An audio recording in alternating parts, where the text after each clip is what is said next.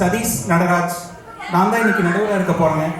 இப்போ பார்த்துக்கிட்டிங்கன்னா மனித வாழ்வில் மனித நுண்ணறிவை கொண்டு பல சாதனைகளை பண்ணியிருக்காங்க. அப்படிப்பட்ட சமீபத்திய சாதனை தான் ஏஐ அப்படிங்கிற செயற்கை நுண்ணறிவு. முதல்லலாம் ஏதோ ஒன்று வாங்கணும்னா நீங்கள் என்ன பண்ணுவீங்க? இப்போ எடுத்துக்காட்டுக்கு ஒரு கடிகாரம் வாங்கணும்னா கடிகாரம் மணி காட்டுதா, அது எத்தனை நாள் உழைக்குது அப்படின்னு பார்ப்பீங்க. விளம்பரம் பண்ணுறீங்களோ அப்படி தான் பண்ணுவாங்க. ஆனால் இப்போது நீங்கள் கடிகாரம் வாங்குறீங்களோ, ஃபோன் வாங்குறீங்களோ, கார் வாங்குறீங்களோ, ஏன் ஒரு டூத் ப்ரஷ் வாங்குறீங்களோ, அது முதல் கொண்டு எல்லாமே ஸ்மார்ட்டுங்க, ஏஐ டிசைன்டுங்க. இப்போ நீங்கள் காலையில் எழுந்திரிச்சு பல்லு விளக்குறீங்கன்னா, ஏங்க நீங்கள் இந்த பல்லை மறந்துட்டீங்க அப்படின்னு உங்கள் ப்ரஷ்ஷே உங்ககிட்ட சொல்லும். அந்த அளவுக்கு எங்கும் ஏஐ, எதிலும் ஏஐங்க. அப்படி இருக்கும்போது நம்ம சங்கத்தில் ஏஐ பற்றி பேசாமல் இருக்க முடியுங்களா? அதுதாங்க இன்றைய தலைப்பு, செயற்கை நுண்ணறிவு. அதாவது ஏஐ மனித வாழ்வை திறம்பட மாற்றுமா வீழ்த்துமா அப்படிங்கிறதாங்க தலைப்பு. எந்த ஒரு அறிவியல் முன்னேற்றத்தை எடுத்துக்கிட்டீங்கனாலும் அதில் சாதனம் பாதகம் இருக்கும், கரெக்டுங்களா? அதாவது பல உயிர்களை காக்கிற நவீன மருத்துவ கருவிகளை கண்டுபிடிச்ச விஞ்ஞானம் தான் ஒரு நொடியில பல உயிர்களை கொல்ற அணு குண்டுகளையும் ரசாயன குண்டுகளையும் கண்டுபிடிச்சிருக்கு. அப்போ எந்த ஒரு விஷயத்தையும் சாதக பாதகத்தை பகுத்தாய்வு செய்கிறது தான் நம்ம வேலைங்க. அப்போ நம்ம தமிழர்கள் சும்மா இருக்க முடியுமா? ஏஐயை பகுத்தாய்வு செய்யணும், கரெக்டுங்களா? அதுக்கு தான் இன்னைக்கு இந்த 6 பேரும் வந்திருக்காங்க. இப்போ அமெரிக்காவில் பார்த்தீங்கன்னா, இவன் என்னடா திடீர்னு ஸ்வீடன்ல இருந்துட்டு அமெரிக்காவை பற்றி பேசுகிறான்னு நினைக்கிறீங்களா? தமிழில் பட்டிமன்றம்னா அமெரிக்காவை பற்றி பேசணுங்க, அதுதான் மரபு. அமெரிக்காவில் 4 வருஷமாக விஞ்ஞானிகள் கெப்லர் அப்படிங்கிற ஒரு கோள ஆராய்ச்சி நிறுவனம் பண்ணியிருக்காங்க. நாசா வந்து கோள ஆராய்ச்சி பண்ணியிருக்கு. 4 வருஷமா ஆகியும் அந்த கோளை வந்து கண்டுபிடிக்க முடியல. ஏஐ வந்தோடனே சில நாட்களில் கெப்லர் 90I அப்படிங்கிற புது கோளை வந்து கண்டுபிடிச்சிருக்கு. இப்படிப்பட்ட அதிசயங்களை பண்ற ஏஐ கண்டிப்பா மனித வாழ்வை திறம்பட மாற்றும் அப்படின்னு பேச இந்த 3 பேர் வந்திருக்காங்க. முதல்ல பார்த்தீங்கன்னா, நம்ம சங்க விழானா நம்ம அக்காவோட பங்களிப்பு இருக்கும். பொங்கல்ல பார்த்தீங்கன்னா வில்லுப்பாட்டு பாடினாங்க. இன்னைக்கு பார்த்தீங்கன்னா பட்டிமன்ற பேச்சாளராக இருக்காங்க திருமதி தங்கமணி தங்கராஜ் அவர்களை வரவேற்கிறோம். அடுத்து பார்த்தீங்கன்னா, நம்ம சங்கத்தில் பேச்சு போட்டி பேச்சு பட்டறைன்னு வந்தா முதல் ஆளா வர்ற இளம் பேச்சாளர் செல்வி சாய் அச்சிரா அவர்களை வரவேற்கிறோம். அடுத்ததா பாத்தீங்கன்னா, திருச்சியிலிருந்து வந்திருக்காங்க புதிய பேச்சு பட்டறை பேச்சாளர் திருமதி புவனேஸ்வரி அவர்களை வரவேற்கிறோம். இவங்க ஒரு பக்கம் இருக்கிறாங்க. இன்னொரு பக்கம் பாத்தீங்கன்னா 3 பேர். ஏங்க, எங்களை மாதிரி அறிவாளிகள் பண்ற விஷயத்த ஒரு அறிவாளி இயந்திரம் பண்ணா எங்களை மாதிரி அறிவாளிகளுக்கெல்லாம் என்னங்க வேலை அப்படின்னு கேட்க 3 பேர் வந்திருக்காங்க. முதல் ஆளா சிங்கார சென்னையிலிருந்து வந்திருக்காரு நம்ம அண்ணன் திரு அபேல் சத்யராஜ் அவர்கள். அடுத்ததா பாத்தீங்கன்னா, நம்ம சங்கத்து தமிழ் வகுப்புகள்ல தமிழ் கற்று அயலக தமிழர்களுக்கு தமிழ்நாடு அரசு நடத்திய ஒப்புவித்தல் போட்டியில் 2ஆம் பரிசு பெற்ற செல்வி சல்மா ரீஃபா அவர்களை வரவேற்கிறோம். இறுதியா பாத்தீங்கன்னா, நம்ம சங்கத்தோட விழாக்குழு உறுப்பினர் பேச்சு பட்டறை பேச்சாளர் திருமதி பிரியதர்ஷினி அவர்களையும் வரவேற்கிறோம். ஓகேங்க, ஆரம்பிச்சிடலாங்களா? முதல்ல வந்து மனித வாழ்வை திறம்பட மாற்றுதுங்க ஏஐ அப்படின்னு தன்னோட தீர்க்கமான வாதத்தை வைக்க வருகிறார்கள் திருமதி தங்கமணி தங்கராஜ் அவர்களை வரவேற்கிறோம். சும்மா பழசையே பேசிக்கிட்டு அம்பி எப்படி தன்னை வைரமுத்துன்னு நம்பி ஒய்யாரமா நடந்துட்டு இருந்தாரோ பாவம், அதே மாதிரியே இங்க ஒய்யாரமா அமர்ந்திருக்கிற புத்திசாலிகள்னு நம்பி ஒய்யாரமா அமர்ந்திருக்கிற எங்க எதிரணிக்கும் செயற்கை நுண்ணறிவை பயன்படுத்தி சும்மா ரெமோ மாதிரி ஸ்மார்ட்டா கெத்தா உலகத்தையே கைக்குள்ள வச்சிட்டு இருக்க எங்க அணிக்கும் நாட்டாம தீர்ப்பை மாத்தி சொல்லுங்க, அந்த வார்த்தைக்கே இடம் இல்லாம எங்க பக்கமே தீர்ப்பு வழங்க வந்திருக்கிற எங்க நடுவர் அவர்களுக்கும் மற்றும் எதிரணிக்கு செல்லாதுன்னு ஓங்கி சொல்ல வந்திருக்கிற அவையினருக்கும் என் முதற்கண் வணக்கம். முதல்ல நமக்கு எல்லாருக்கும் பிடிச்ச சாப்பாடை பத்தியே ஆரம்பிக்கிறேங்கய்யா. இன்னைக்கு இருக்கிற நவீன உலகத்துல வீட்டுல இருக்க சின்னதுல இருந்து பெருசு வரையும் அவ்வளோ பேரும் ட்ரெண்டிங்கா தான் சாப்பாடு கேட்கறாங்க. ஒரு சாம்பார் ரசம்லாம் வச்சா வீட்டுல அப்படியே தட்டு அப்படியே இருக்கு. உடனே எதிரணி இருந்து கிளம்புவாங்க நீங்க சுவையா வைக்கணும்னு. என்னத்த வச்சாலும் அவங்க சாப்பிட மாட்டாங்க. அதான உண்மையா இருக்கு. அதுவே நாங்க ஏஐ கிட்ட குழந்தைங்களுக்கு பிடிச்ச சாப்பாடுலாம் கொடுத்தோம்னா லஞ்ச்ல இருந்து டின்னர் வரையும் ஒரு மெனுவை கொடுத்து நாங்களும் விதவிதமா வச்சு வீட்டுல நல்ல பேர் வாங்கிடுறோம். இது இவங்களுக்குலாம் பொறுக்க மாட்டேங்குது. என்னத்த சொல்றது? அது மட்டும் இல்ல நடுவர் அவர்களே, நீங்க ஒரு சாப்பாடு செய்யணும்னா ஒரு உப்பை எவ்வளவு போடுவீங்க ஒரு ரெசிபிக்கு சொல்லுங்க. நானும் பார்த்துட்டேங்க. எந்த யூடியூப் சேனலை பார்த்தாலும் தேவையான அளவுங்கிறான். தேவையான அளவு தெரிஞ்சா நான் ஏன்டா உன்ன பார்க்குறேன். அதை தங்கையா கிமு காலத்துல இருந்து கிபி காலத்துல இருந்து சொல்றாங்க. அந்த தேவையான அளவுன்றது நமக்கு இன்னும் கண்டுபிடிக்க முடியாத ஒண்ணா இருக்கு.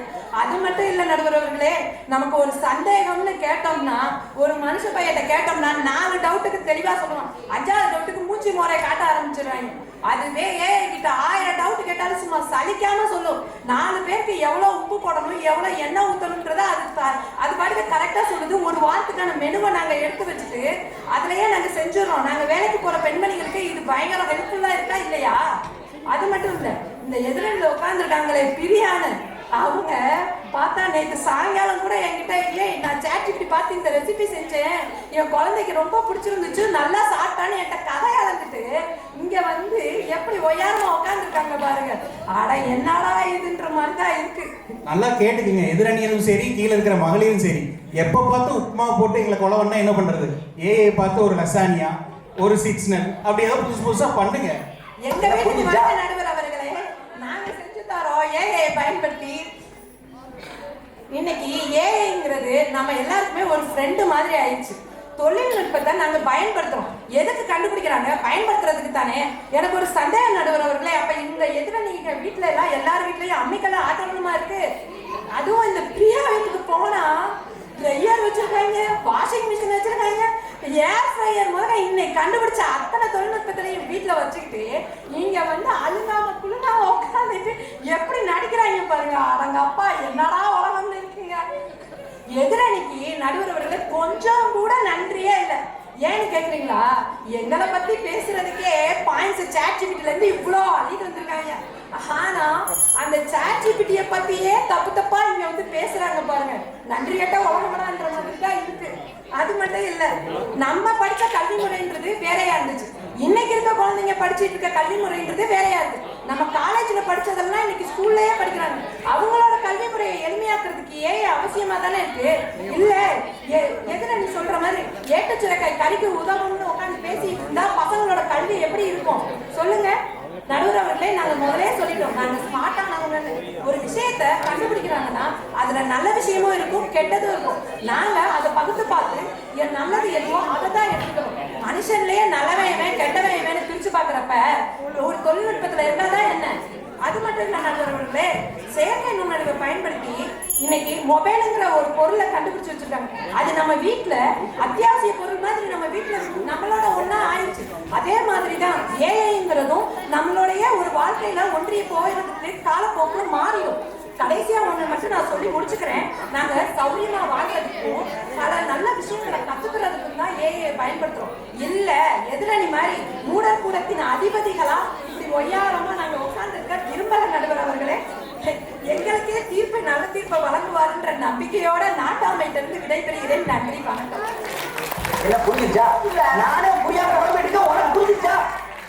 அருமைங்க. ஒரு புது தொழில்நுட்பம் வந்தா அதை கத்துக்கிட்டு அப்டேட் ஆகுங்க, இல்லைன்னா அவுடேட் ஆயிரும் அப்படின்னு அக்கா அருமையா சொன்னாங்க. டைப்ரைட்டர்னு ஒன்று இருந்ததுங்க, இப்போ எங்க இருக்கு? மியூசியத்தில் மட்டும்தான் இருக்கு. நம்மளும் ஏஐ கத்துக்காம அப்டேட் ஆகாம அவுடேட்டாவே இருந்தா நம்மளையும் தூக்கி மியூசியத்தில் உட்கார வச்சிருவாங்க அப்படின்னு அக்கா அருமையா பேசினாங்க. இதுக்கு என்ன பதில் சொல்றாரு ஆபேல் அப்படின்னு பார்ப்போம் வாங்க. இங்கே வருகை தந்திருக்கிற தமிழ் சொந்தங்கள் அனைவருக்கும் என் இனிய வணக்கம். இங்கே தங்கமணி பேசினாங்க. என்னன்னா சமையல் குறிப்பு முதற்கொண்டு அவங்க என்ன பண்ணுறாங்கன்னா இந்த செயற்கை நுண்ணறிவை நாடுறாங்க. என்னங்க இது அநியாயமாக இருக்குது. இப்போ நம்ம ஊரில் இருக்கோம், நம்ம அலைபேசியில் அழைச்சி நம்ம மாமியார்கிட்டையோ இல்லை பாட்டிக்கிட்டேயோ ஒரு குறிப்பு கேட்டால் அதில் என்னங்க குறைஞ்சிட போது? எவ்வளோ நன்மை இருக்குது. அதில் ஒரு குடும்பத்தில் உள்ள ஒரு அந்யோன்யம் ஒரு ஐக்கியம் இருக்கும், அன்பு இருக்கும். அப்போ சமையல் செய்யும் பொழுது அதுலேயே அன்பு கலந்து சுவையும் அதிகமாகும் இல்லையா? ஏங்க இது செய்ய மாட்டீங்களா நீங்கள்? அவ்வளோ கஷ்டமாயிடுச்சா? என்னங்க இது அநியாயமா இருக்கு. அதுவும் உப்பு போடுறதுல ரொம்ப கஷ்டம்ன்றாங்க. 2 கரண்டி எடுத்துக்கங்க, உப்பு கொஞ்சம் போட்டு பாருங்க, அடுத்தது சுவைச்சு பாருங்க, கையில போட்டு உசல். என்னங்க இது, இதுல என்னங்க கஷ்டம்? இது என்னடா இது, அதுலயும் ஏஐ தான் சொல்லணுமா? என்னங்க இது? அப்ப குடும்பத்துக்குள்ள உங்களுக்கு ஏஐ வந்துருச்சு. முதல்ல இயல் இசை நாடகம் சொல்லிக்கிட்டு இருந்தது. அதுக்கப்புறம் என்னாச்சு? திரையரங்கம் வந்தது. அதுக்கப்புறம் தொலைக்காட்சி. அதுக்கப்புறம் கையில இப்ப அலைபேசி. இப்ப அலைபேசி எடுத்துக்கோங்க, எல்லாரும் வீட்டுக்கு போய் பாருங்க. அதுல ஸ்கிரீன் டைம் எவ்வளவு நேரம் அதுல செலவிடுறீங்கன்றத பாருங்க. அதை நீங்க பாத்தீங்கன்னா தெரியும், ஆச்சரியக்குரியது. நீங்க எவ்வளவு நேரம் அது எடுத்துக்குதுன்றத நீங்க கவனித்து இப்ப பாருங்க. அது மட்டும் இல்ல, உங்களுடைய நேரத்தை எடுக்கிறது மட்டும் இல்ல, நடுவர் அவர்களே நம்பிக்கையும் சேர்த்து எடுக்குது, தன்னம்பிக்கையை எடுக்குது. எப்படின்னா, ஒரு விஷயம் நீங்க கேட்குறீங்க, அது என்ன பண்ணுது?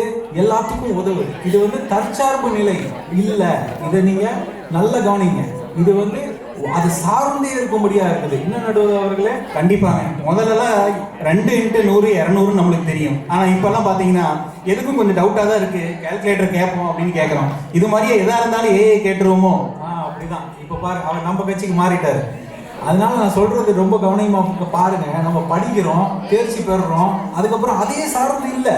அது ஒரு அங்கம் கடந்து போயிடுது. ஆனா இது தொடர்ந்து உங்களுடைய பிரயாணம் செஞ்சு வந்துகிட்டே இருக்குது. நான் கவனிச்சு பாத்துங்க. அது மட்டும் இல்ல, நீங்க சுவை முத கொண்டு குடும்பத்துல ஒரு ஆளை சேர்த்துக்கிட்டீங்க. அது என்ன பண்ணுதுன்னா, ஒரு வாக்குவாதம் இருக்கட்டும், குடும்பத்துல பெரியவர்கள்ட்ட பேசுறதா இருக்கட்டும், பெரியவர்கள்ட்ட நம்ம ஏதோ ஒரு விஷயம் பேசுறதா இருக்கட்டும், இல்ல குடும்பத்துல மனைவி கிட்ட பேசுறதா இருக்கட்டும், வாக்குவாதம் இருக்கும்போது சாட்டி இஸ் தட் ரைட் அப்படின்னு கேக்குது. என்னடா அது, யாரா அது சத்தம் போடுறதுன்னு பார்த்தா சாட்டி பேசுது.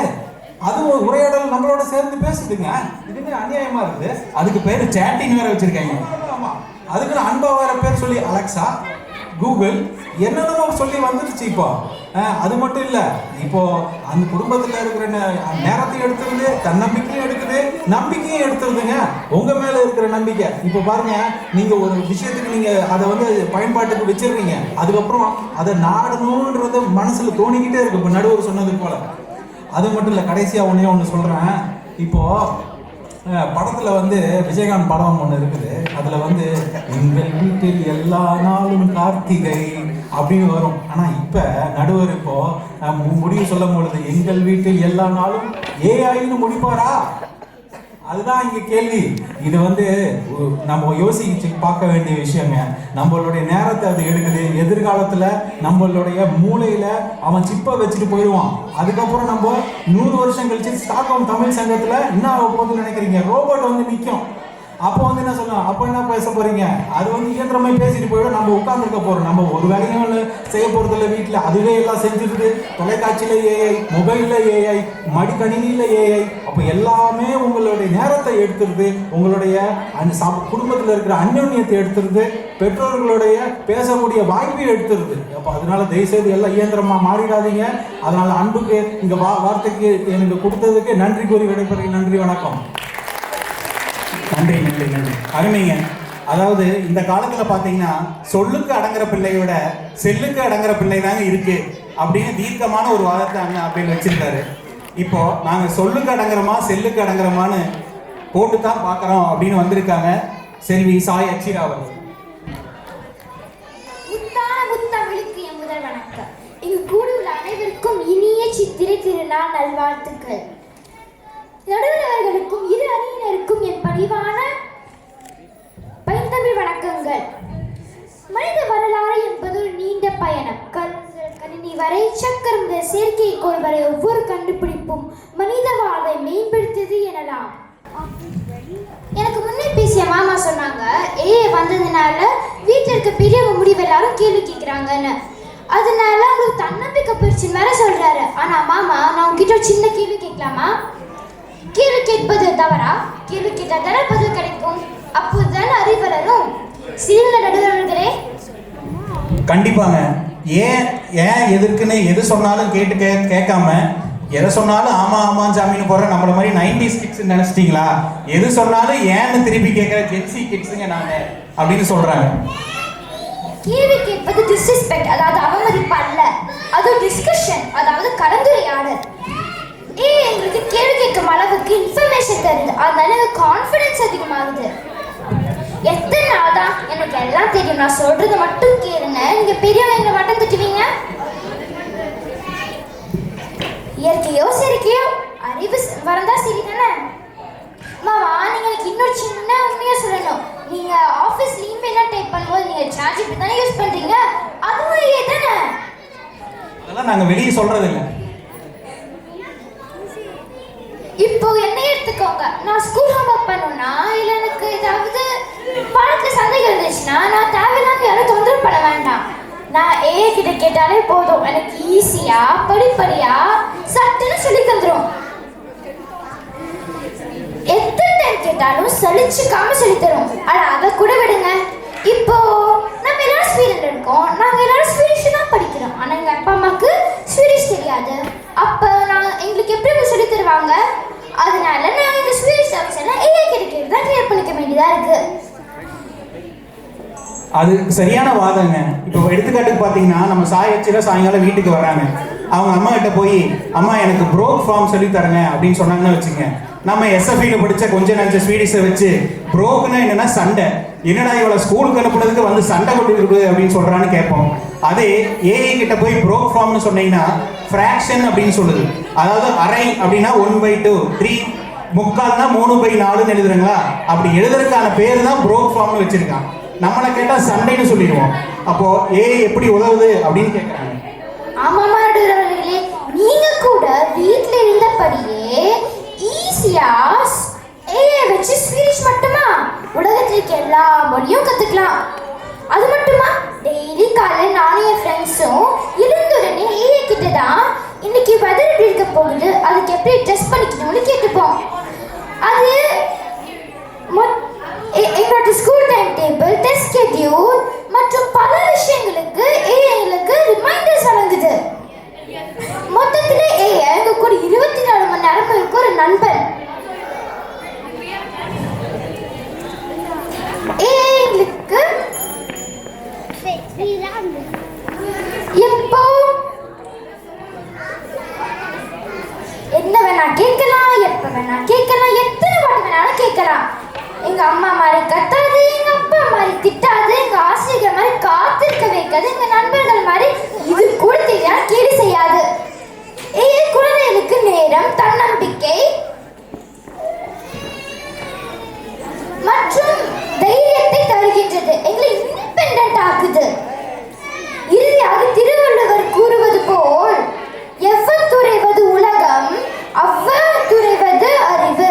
உலகத்தோடு அவ்வத்துறைவது அறிவு. அதாவது மாற்றங்களை ஏற்று புதியவற்றை கற்றுக்கொள்வதுதான் உயர்ந்த அறிவு. அதே போல் ஏஐ என்ற ஆர்டிஃபிஷியல் இன்டெலிஜென்ஸ் என்ற புதிய தொழில்நுட்பத்தை பயன்படுத்துவதுதான் அறிவு. ஒரு கத்தியை சமையலுக்கும் பயன்படுத்தலாம், ஒரு கொடிய ஆயுதமாகவும் பயன்படுத்தலாம். அதே போல்தான் ஏஐயும். அதை பயன்படுத்தும் மனிதனின் அறிவும் நோக்கமும் தான் அதன் பலனை தீர்மானிக்கும் என்று கூறி விடைபெறுகிறேன். நன்றி, வணக்கம். நல்லா கைதட்டுங்க. யாரும் அம்மூத்து புகாச்சும் போனேன். கௌரவம் கௌரவம்னு என் கௌரவத்தையே ஆரம்பிச்சிட்டீங்களா? இது மாதிரி இளம் பேச்சாளர்கள் வந்தால் தான் வந்து அதுதான் நம்ம தலையாய கடமை, நம்ம சங்கத்தோட தலையாய கடமை, இளம் தமிழ் பேச்சாளர்களை உருவாக்குறது. அதனால் எங்களுக்கு மிக்க மகிழ்ச்சி. சரியாக சொன்னாங்க. அதாவது எதுனாலும் ஏன்னு கேட்கணும். ஏன் ஆப்பிள் கீழே விழுகுது அப்படின்னு நியூட்டன் கேட்டனால தான் புதிய அறிவியல் கோட்பாடுகள் உருவாச்சு. கரெக்டுங்களா? அப்படி கேட்க எங்களுக்கு ஏஐ உதவுதுங்க. அப்போது ஏஐ நல்லது தானே அப்படின்னு சரியான வாதத்தை வச்சுருக்காங்க. அதுக்கு சல்மா ரீஃபா என்ன பதில் சொல்கிறாங்கன்னு பார்ப்போம். வாங்க. கூறிய நடுவர் அவர்களே, கூடியுள்ள அன்பு தமிழ் உள்ளங்களே, உங்கள் அனைவருக்கும் என் இதயம் கணித வணக்கங்கள். இன்று நாம் தொழில்நுட்ப வளர்ச்சியின் உச்சத்தில் இருக்கோம். முக்கியமாக செயற்கை நுண்ணறிவு ஏஐ நமது வாழ்வில் பிரிக்க முடியாத ஒன்றாக மாறிட்டு. ஆனால் இந்த வளர்ச்சி நம்ம உயர்த்தா இல்லை மெதுவாக வீழ்ச்சிக்கு வருதா? இவங்க ஏஐ கிட்ட ஹோம்ஒர்க் பண்ணி கேட்பாங்க. எப்படி தெரியுமா? கூகுள் ஏஐ ஆன்சர் சொல்லு, நான் அப்படியே காப்பி பண்ணிக்கிறேன். அதாவது மூளைக்கு லீவு, ஃபிங்கருக்கு மட்டும் வேலை. இதனால நம்மளோட சிந்திக்கிற திறன் தான் மெதுவாக குறைஞ்சு கொண்டே வருது. இதை வளர்ச்சின்னு வேற சொல்லிக்கிறேன். நடுவர் அவர்களே, நீங்க கூகுள் மேப் யூஸ் பண்ணிருக்கீங்களா? அதை வச்சுதாங்க இன்னைக்கு விழா அரங்குக்கே வந்திருக்கேன். ஸ்வீடன்ல எங்கேயும் போக முடியாது. பக்கத்துல இருக்க தெருவுக்கு பத்து நிமிஷம் டைம் காட்டும். ஆனால் குறுக்கால போனால் 2 நிமிஷத்துல போயிடலாம். கேட்டால் கூகுள் மேப் பொய்யே சொல்லாதான். அதே மாதிரி தான் இப்போ ஏஐ சொன்னால் 100% கரெக்டாக இருக்குன்னு சொல்கிறாங்க. ஏஐ சில நேரங்களில் தவறான தகவல்களும் தரும். நாம தான் அதை நம்பி விட்டுறோம். அது கரெக்டாக தப்பான ஆராய்ச்சி கூட பண்ணுறதில்லை. நாம் கஷ்டப்பட்டு சிந்திச்சு எழுதினா கூட அது ஏஐ தான் எழுதிருக்குன்னு நினைக்கிறாங்க. நடுவர் அவர்களே, இப்போ நம்ம டேலண்ட்க்கு கூட கேப்சா வெரிஃபிகேஷன் தேவை போல. சரிதாங்க. இப்போ நம்ம இந்த பட்டிமன்றம் முடிஞ்சோம்னா இந்த பட்டிமன்றத்தை வந்து யூடியூப்ல போடுவாங்க. அதை இப்போ ஏஐ வீடியோ பார்த்து யாராச்சும் புதுசாக பார்த்தாங்கன்னா யாரா 6 பேர் பேசிட்டு இருக்காங்க, இவங்க மனுஷனா இல்லை ஏஐயான்னு லைட்டாக ஒரு டவுட் வருது. யாரு நம்மளை பார்த்து மனுஷனாங்க வேற கேட்குறாங்க. இந்த அளவுக்கு ஏஐ பண்ணிருச்சுங்க அப்படின்னு சொல்றாங்க. ஆமா, போட்டோ எடுத்தாலும் அது ரியலா ஏஐன்னு டவுட் வருது. ஒரிஜினாலிட்டியே போகுது. இப்படியே போனா நாளைக்கு கவிஞரும் இருக்க மாட்டாங்க, எழுத்தாளரும் இருக்க மாட்டாங்க. இதுல சாயச்சிரா வேற சொல்றாங்க, எனக்கு ஏஐ வந்து ஃப்ரெண்ட் மாதிரி, நான் என்ன வேணாலும் சொல்லலாம். ஆனா இது இன்னும் ஆபத்தா பார்க்கணும். வீட்டுக்கு யாராவது கெஸ்ட் வந்தா கூட பிஸின்னு சொல்லி ரூம்குள்ள போயிடுவாங்க. கேட்டா படிச்சுட்டு இருக்கேன்னு சொல்லுவாங்க. உள்ள போய் பார்த்தா தெரியும் அவங்க உங்களை ஏமாத்திருக்காங்க. அவங்க ஏஐ கிட்ட அரட்டை அடிச்சிருக்காங்க. Good morning, good night, miss you, love யூன்றாங்க. யாருக்குன்னு கேட்டா மெஷின். அது ஒரு மெஷின் மாதிரி நல்ல ஆன்சர் பண்ணிட்டு பாராட்ட வேற செய்யறாங்க. ஒரு படி மேல போய் அது டாக்டர் ரேஞ்சுக்கு அது கிட்ட கஷ்டத்தை நான் சொல்லி ஆலோசனை கேட்கிறேன். இதுல பெரிய ஆபத்து என்னன்னா ஏஐக்கு நல்லது கெட்டது தெரியாது, ஹியூமன் வேல்யூஸ் தெரியாது. ஏஐனால சரியான வழிகாட்ட தர முடியாது. சில நேரம் தவறான அட்வைஸ் கொடுக்கும். நண்பர்களிடமோ அல்லது பெற்றோர்களிடமோ பேச வேண்டிய விஷயங்களை இயந்திரங்களிடம் பேசும்போது ஒரு விதமான சமூக தன்மை உருவாக்குது. சமீபத்தில் அமெரிக்காவில் எங்கள் குழந்தைகளை ஏஐ கெடுப்பதாக பெற்றோர்களே ஏஐ மீது வழக்கு தொடர்ந்துள்ளனர்.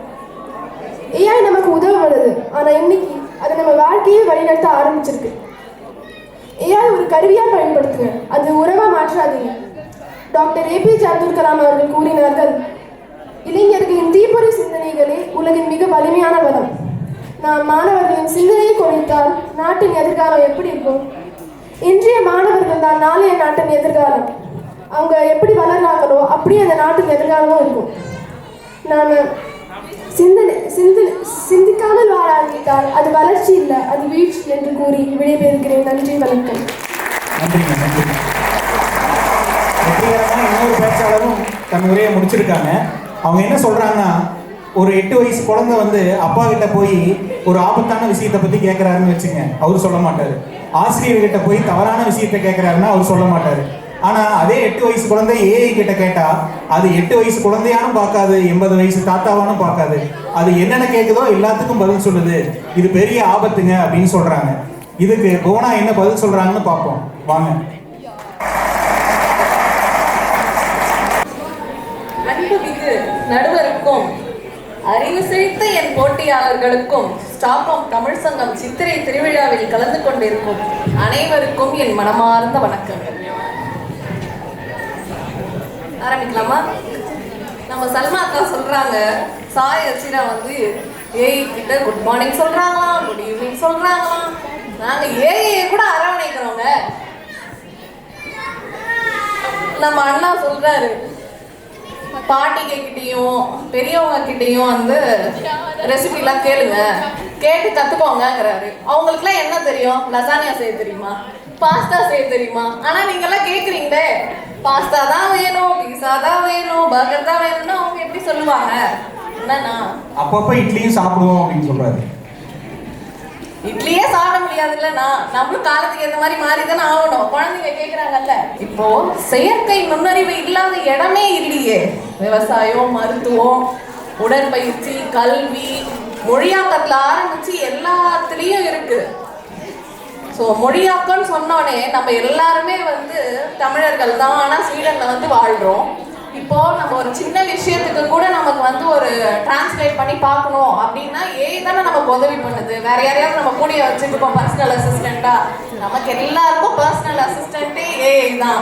எந்த டிரான்ஸ்லேஷனாலும் வேலை பார்க்குற இடத்துலையும் சரி, ஏதோ கடையில் வாங்குற பொருளையும் சரி, ஏதாவது டிரான்ஸ்லேட் பண்ணணும்னா அதான நடுவர்களை யூஸ் ஆகுது. கண்டிப்பாங்க. இப்போ நீங்க புதுசா வந்திருப்பீங்க, வந்தோன்னா பால் வாங்கலான்னு போனீங்கன்னா மெல்லான் மியாவுக்குங்கிறான், மியாவுக்குங்கிறான், மியாவுக்கு ட்ரிக்குங்கிறான், ஃபியோல் மில்க்குங்கிறான். பால் எதுனே தெரியல. நீங்க டிரான்ஸ்லேட் போட்டாலும் அங்க ஹெல்ப் பண்ணாது. அதே ஏஐ கிட்ட நான் இந்தியால இருந்து வந்திருக்கேன், மில்க்னா அது மில்க் 3% ஃபேட் எடுத்துக்கோ அப்படின்னு கரெக்டா சொல்லுது. இப்போ நம்ம விவசாயத்தை பத்தி கொஞ்சம் பேசலாம். விவசாயத்திலேயே இப்போ மண்வள பார்க்கறதுல இருந்து கிளைமேட்டை வந்து முன்னாடியே வந்து தெரிஞ்சுக்கிறதுல இருந்து அதுக்கப்புறம் வந்து மேலும் பல வகையில விவசாயிகளுக்கு ரொம்ப ரொம்ப பயனுள்ளதா ஏஐ இருக்கு நடுவர் அவர்களே. அவங்க என்ன சொல்றாங்கன்னு பாருங்க. ஏஐ போய் வந்து தீமைன்னு சொல்ற மாதிரி இருக்கு. அது எவ்வளோ நன்மை தருது, நம்ம எல்லாருக்கும் டே டு டே லைஃப்ல எவ்வளோ யூஸ் ஆகுதுன்றத தெரிஞ்சு நீங்க தான் வந்து நல்ல தீர்ப்பு வழங்கணும்னு கேட்டுக்கிறேன். இப்போ ஒரு இடத்துக்கு நம்ம பயணம் திட்டமிடல் அப்படின்னா சின்னதாவே வந்து ஒரு இப்போ நம்மளுக்கு 4 நாள் சேர்ந்த மாதிரி ஒரு லீவ் வருதுன்னா உடனே நம்மலாம் வெளியில போகணும்னு ஆசைப்படுறோம். உடனே நம்ம என்ன பண்ணுவோம், போய் சாட்ஜிபிடி கிட்ட ஒரு நல்ல பட்ஜெட்ல ஒரு 4 நாளைக்கு எங்கேயாவது போகணுமா அப்படின்னு கேட்குறோம். கேட்டா உடனே வந்து நிமிஷத்துல வந்து நம்மளுக்கு நேரம்லாம் மிச்சமாயிடுது. எல்லாரும் வந்து அதை பார்த்து தெரிஞ்சுக்குது. ஐட்டனரி ஒரு அழகான ஐட்டனரி போட்டு கொடுத்துருது. இது எவ்வளோ பயனுள்ளதா இருக்கு நடுவர் அவர்களே. இந்த ஒண்ணு மட்டும் சொல்லி என்னோட உரையை முடிச்சுக்கிறேன். ஏஐயால வேலை போகுது வேலை போகுது வேலை போகுதுன்னு சொல்லிட்டு எப்படி வேலை போகுது ஏஐயால? ஏஐ கண்டுபிடிச்சதே மனுஷங்க தானே. அந்த ஏஐயை வச்சு எத்தனை பேர் ஆஃபீஸ்ல வந்து எவ்வளோ உதவியா இருக்கு. யூஸ் பண்ணாத ஒருத்தராவது சொல்லுங்க, சாட்ஜிபிடி நான் யூஸ் பண்ண மாட்டேன் அப்படின்னு நீங்க சொல்லுங்க. நான் இப்பவே சாட்ஜிபிடியை வந்து என் கம்ப்யூட்டர்ல அன்இன்ஸ்டால் பண்ணிடுறேன். எல்லாருக்குமே அது வந்து ஒரு பயனுள்ள ஒரு ஏஐயா தான் இருக்கு சாட்ஜிபிடின்றது. அதனால எல்லாரும் ஏஐ யூஸ் பண்ணுங்க, நல்ல வழியில யூஸ் பண்ணுங்க, நல்லா பயன்படுத்துங்க. குழந்தைங்க இப்பவே ஏஐ யூஸ் பண்ற அளவுக்கு அறிவா இருக்காங்களேன்றத பார்த்து வியந்து எல்லாரும் சந்தோஷப்படுங்க. அவங்கள நல்லபடியா யூஸ் பண்ண சொல்லுங்க. அதே மாதிரி நீங்க உங்க கண்காணிப்பையும் வச்சுக்கோங்க. வாய்ப்பளித்ததுக்கு நன்றி கூறி விடைபெறுகிறேன். நன்றி, வணக்கம். நன்றி நன்றி. அதாவது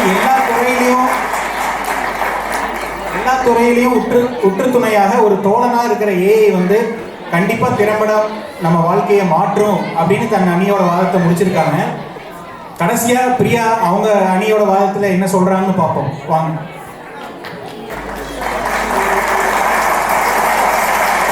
அனைவருக்கும் வணக்கம். உண்மையை சொல்றாங்க, தெய்வத்துக்கு சமம் சொல்லுவாங்க. அப்படிதான் எங்க எதிர நேர் எல்லாரும் மாற்றி மாற்றி உண்மையை சொல்லிட்டாங்க. சாப்பாடு ஒரு மனுஷனுக்கு முக்கியம் தாங்க, இல்லைன்னு சொல்லலை. ஆனால் அதுக்கு முதல்ல வேலை இருக்கணும். இங்கே இருக்கிறவங்களை எத்தனை பேர் இந்த தொழில்நுட்ப வளர்ச்சினால எப்போ நமக்கு வேலை வரும் பயந்துட்டு இருக்கோமா இல்லையா? தங்கமணின்னு பேரில் மட்டும் மணியை வச்சுக்கிட்டா பத்தாதுங்க, சாப்பாடுக்கும் மணி வேணும். இப்போது பாப்பா சொன்ன மாதிரி தெரிஞ்ச விஷயம் தெரியாத விஷயம் எல்லாத்துக்கும் ஏஐ தான். இமெயிலேருந்து அவங்க சொன்ன மாதிரி லீவ் லெட்டர் அடிக்கணும்னா கூட ஏஐ. ஏன் நம்மளுக்கு யோசிக்கவே தெரியாதா? அதுதான் நம்ம இப்போ மூளையை வந்து நீங்கள் யோசிக்காம மூளையில தான் உட்கார போகிறோன்ற பதட்டத்தில் நாங்கள் பேசிக்கிட்டு இருக்கோம். இவங்க வந்துட்டாங்க. எல்லா துறையிலும் வருதான், விவசாயத்துறையில் வருதான், மருத்துவத்துறையில் வருதான். கரெக்டு தான், எல்லா துறையிலும் வருது. இப்போவே அந்த கார் மேனுஃபேக்சரிங் வேலையெல்லாம் ரோபோக்கள் தான் வேலை செஞ்சுட்டு இருக்கு. இன்னும் கொஞ்ச நாள் கழிச்சு ரோபோக்கள் வேலை செய்யும். நம்ம இந்த மாதிரி உங்கள் ஆசிரியரை ஒரு 4 பட்டிமன்றம் கூட பேசி டைம் பாஸ் பண்ணிக்கலாம். ஒரு மனிதனோட இயக்கம் தடைப்படுத்துன்னு வச்சுக்கோங்களேன். தொழில்நுட்பம் வந்து ஹெல்ப் பண்ணணுங்க. ஒரு மனிதனை எடுத்து நீ இயங்கவே இயங்காத, நீ சும்மா உட்காரு அப்படின்னு கேட்கறது எப்படி தொழில்நுட்ப வளர்ச்சின்னு சொல்றீங்க? இதில் இவங்க வேற இந்தியன் தாத்தாவா நாங்க, இவங்க ரெமோவா. இந்தியன் தாத்தா கூட பார்ட் 1, பார்ட் 2, பார்ட் 3ல கூட கப்பு கொடுப்பாருங்க. உங்க ரெமோவை பாதி படத்துலேயே முடிச்சு விட்டுருவாங்க. அந்த மாதிரி தான் மனித வளர்ச்சி முடிச்சு விட்டுரும், பார்த்துக்கோங்க. பாரதியார் சொல்லியிருக்காரு, ஓடி விளையாடு பாப்பா, நீ ஓய்ந்திருக்கலாகாது பாப்பா, கூடி விளையாடு பாப்பா, ஒரு குழந்தையை வெய்யாதே பாப்பான்னு சொல்லியிருக்காரு. இப்போ இந்த பசங்க எங்க ஓடுதுங்க, எங்க கூடுதுங்க? மெட்டாவசேன்னு ஒரு கண்ணாடியை ஒன்று மாட்டிக்கிட்டு வீட்டிலேருந்து விளையாடுவாங்க. அவங்க வீட்டில் விளையாண்டா கிரவுண்டில் விளையாடுற மாதிரி அவங்களுக்கு தெரியும். வீட்டிலேருந்து கையை காலை அசைப்பாங்க, அங்கே பால் அதுக்கேற்ற மாதிரி உங்களுக்கு வந்து விளையாடும். அப்போது தனிமையிலே நீ வந்து விளையாடிக்கோன்னு சொல்கிற உங்கள் தொழில்நுட்பம் மனித வளர்ச்சியை எப்படி நீங்கள் வந்து ஏற்றுதுன்னு நீங்கள் சொல்கிறீங்க, எனக்கு புரியலை. சாயச்சிரா பாப்பா சொன்ன மாதிரி அவங்களுக்கு வந்து மனிதர்கள் கிட்ட பேசவே இல்லை. மனிதர்கிட்ட பேசுறதுனால தானே நீங்கள் வந்து பயண திட்டமிடல் எல்லாம் உங்களுக்கு தெரிய வரும். நீங்கள் தானே இயந்திரம் கிட்ட மட்டும்தானே பேசுகிறீங்க. ஒரு பேரண்ட்ஸ் அப்பா அம்மாவை விட, டீச்சரை விட ஏஐ வந்து எனக்கு வந்து எல்லாமே நல்லா வழிகாட்டுது அப்படின்னு அவங்க சொல்கிறாங்க. ஏங்க நான் தெரியாமல் கேட்குறேன், ஒரு மாணவன் வந்து சரியாக படிக்கலைன்னு வச்சுக்கோங்க, ஃபெயில் ஆயிட்டாங்க. டீச்சர் என்ன பண்ணுவாங்க? திட்டுவாங்க தான். அதுக்கப்புறம் அவங்களே சொல்லி தருவாங்க.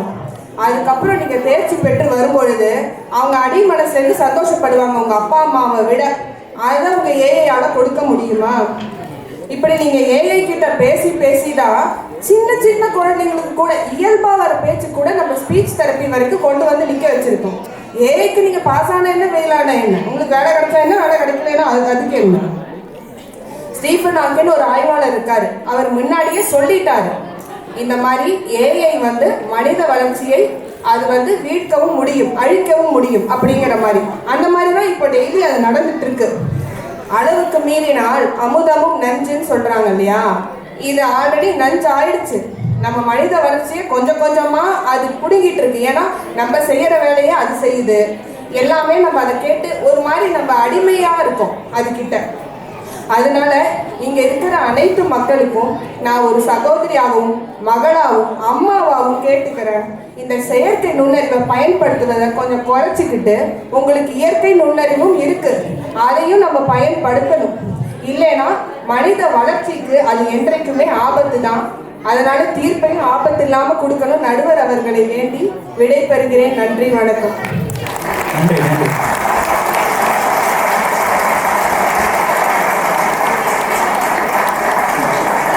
வள்ளுவர் சொல்றாருங்க, சொல்லுக சொல்லை சொல்லுக சொல்லை பிரிதொரு சொல் அச்சொல்லை பிரிதொரு சொல் அச்சொல்லை வெல்லுஞ்சொல் இன்மை அறிந்து வெல்லுஞ்சொல் இன்மை அறிந்து. அதாவது நம்ம பேசுற கருத்தை வெல்றதுக்கு இன்னொரு கருத்து இல்லை அப்படிங்கிற மாதிரியே தீர்க்கமா பேசணும். அதுக்கு பேர் தான் பேச்சாற்றல், சொல்வன்மை அப்படின்னு வள்ளுவர் நம்ம பாட்டன் சொல்றான். அதுக்கேற்ற மாதிரியா தன்னோட கருத்துக்களை இன்னைக்கு தீர்க்கமா வச்ச 6 பேருக்கும் நம்ம மீண்டும் ஒரு வாழ்த்துக்களை சொல்லிடலாம் ஒரு கரவொலி மூலம்.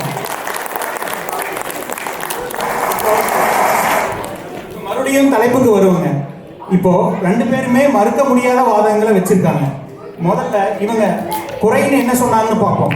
வேலை வாய்ப்பை பற்றி சொன்னாங்க. அதாவது வேலை இழப்பு ஏற்படுது ஏஐனால. வேர்ல்டு எக்கனாமிக் ஃபோரம், அதாவது உலக பொருளாதார மண்டலம் வேலை வாய்ப்பை பற்றி ஒரு அறிக்கை விட்டுருக்கு. அதில் என்ன சொல்றாங்கன்னா 90 மில்லியன் வேலைகள் ஏஐனால இழக்கும் அப்படின்னு சொல்றாங்க. அதே சமயம் 170 மில்லியன் புதிய வேலை வாய்ப்புகள் உருவாகும் அப்படின்னு சொல்றாங்க. அதாவது வேலை இழக்கும் அப்படிங்கிறத விட வேலை மாறும் அப்படிங்கிறத நம்ம புரிஞ்சுக்கிற காலம் இது. அதனால நம்ம தகுதியை ஏஐல வளர்த்துக்கணும். அது ஒரு பாயிண்ட்டுங்க. அடுத்தது இவங்க பேசாதது இன்னொன்று என்னன்னா தனியுரிமை, அதாவது பிரைவசி. ஏஐ வந்ததுக்கு அப்புறம் ரகசியம்னு ஒரு வார்த்தை இருக்குன்னு நினைக்கிறீங்களா? கண்டிப்பா இருக்காதுங்க. ஏன்னா போன் இருக்கும் போதே ரகசியம், நீங்க என்னதான் பாஸ்வேர்டு போட்டு வச்சாலும் ஹேக் பண்றவங்க நினைச்சா எடுத்துக்கலாம். கரெக்டுங்களா? அப்ப ஏஐ வந்தா ரகசியம் என்னாகும் அப்படின்னு இவங்க வருத்தப்படுறாங்க. அப்போ நண்பகத்தன்மை, ரகசியம், தனியுரிமை இதெல்லாம் கொஞ்சம் யோசிச்சு பார்த்தோம்னா அது ஏஐ கிட்ட இருக்கிற பிரச்சனை அப்படிங்கிறத விட அதை தப்பா உபயோகிக்கிற இல்ல தப்பா வடிவமைக்கிற மனிதன்கிட்ட தான் அந்த பிரச்சனை இருக்கு. கரெக்டுங்களா? அதுக்கான காரணம் என்னன்னா ஒரு தீர்க்கமான கோட்பாடு இல்லை, அறநெறிகள் இல்லை, நெறிமுறைகள் இல்லை, ரூல்ஸ் அண்ட் ரெகுலேஷன்ஸ் இல்லை. அப்ப அது வந்து எல்லா அரசுகளும் எல்லா நிறுவனங்களும் ஒரு தீர்க்கமான கோட்பாடுகளும் நெறிமுறைகளும் ஏற்படுத்தணும். கரெக்டுங்களா? அது வந்து அவசியமாகுது. அப்போ ஏஐ கிட்ட பிரச்சனை இருக்கு, அந்த பிரச்சனையை தீர்க்கறதுக்கு சில வழிமுறைகள் இருக்கு. கரெக்டுங்களா? அப்படின்னு இவங்க சொல்றாங்க. இவங்க என்ன சொல்றாங்க? விவசாயம், உடற்பயிற்சி, சாப்பாடு எல்லாத்துலேயுமே ஏஐ வந்துருச்சுங்க, ஏஐ எங்களுக்கு அளவுக்கு அதிகமான உதவிகளை செய்யுதுங்க அப்படின்னு சொல்றாங்க. மருத்துவத்துறையில ஏஐயோட பங்களிப்பு வந்து இன்றியமையாததுங்க. கரோலின்ஸ்கா இன்ஸ்டிடியூட் அப்படின்னு ஒன்று இங்கே இருக்கு, எல்லாரும் கேள்விப்பட்டிருக்கீங்க. அங்கே வந்து ஜீன் தெரப்பியில் வந்து ஒரே ஒரு ஊசி கண்டுபிடிச்சிருக்காங்க. அந்த ஒரு ஊசி வழியா ஒரு OTOF அப்படின்னு ஒரு ஜீன் சொல்றாங்க. அந்த ஜீன் செலுத்தினாங்கன்னா காது கேட்காத குழந்தைகளுக்கு 1 மாதத்துல 50% செவித்திறன் கிடைக்குது அப்படின்னு சொல்றாங்க. இன்னொன்று என்ன சொல்றாங்கன்னா இந்த ஜீன் தெரப்பி ஆராய்ச்சி காலத்தை ஏஐ வந்து பாதி மடங்கு குறைச்சிரும் அப்படின்னு சொல்றாங்க. இப்படிப்பட்ட அதிசயங்களை செய்யற ஏஐ நம்மளுக்கு கண்டிப்பா வேணும் தான் கொஞ்சம் தோணுது. இப்படி கூட்டி கழிச்சு பார்த்தோம்னா இவங்க கை கொஞ்சம் ஓங்கி தாங்க இருக்கு. ஏஐல சவால்கள் இருக்கு, ஆனா அதை மனிதன் எப்பவுமே சவாலை பார்க்க கூடாதுங்க, அதை வந்து ஒரு வாய்ப்பா பார்க்கணும். ஏன்னா சார்லஸ் டார்வினோட கோட்பாடு உங்களுக்கு தெரியும், சர்வைவல் ஆஃப் த ஃபிட்டஸ்ட். அதாவது தகுதி உள்ளவையே தப்பி பிழைக்கும் அப்படிங்கிறாரு. நம்ம தகுதியை வளர்த்துக்கிட்டே இருக்கணும். ஏஐயில் உள்ள சவால்களை பார்த்து பயப்படாம அதை ஒரு வாய்ப்பா பார்த்து நம்ம தகுதியை வளர்த்துக்கிட்டு அதுல இருக்கிற குறைபாடுகளை களைஞ்சோம்னா நம்மளுக்கு ஒண்ணு கிடைக்கும். அது என்னன்னா பொறுப்புள்ள ஏஐ, அதாவது ரெஸ்பான்சிபிள் ஏஐ. அதை உருவாக்குறவனுக்கும் ரெஸ்பான்சிபிலிட்டி இருக்கணும், அதை பயன்படுத்துறவங்களுக்கும் ரெஸ்பான்சிபிலிட்டி இருக்கணும். அப்படிப்பட்ட ரெஸ்பான்சிபிள் ஏஐன்னு ஒன்று வந்துருச்சுன்னா அது கண்டிப்பா மனித வாழ்வை திறம்பட மாற்றும் தான் நான் நினைக்கிறேங்க.